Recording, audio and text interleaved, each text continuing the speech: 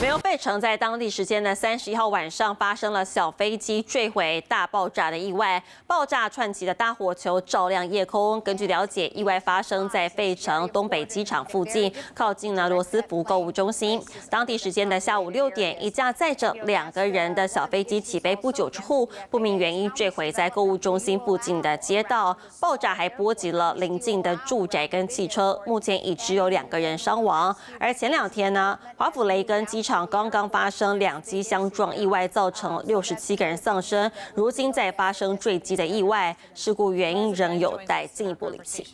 想要抢先掌握最及时的国际新闻资讯吗？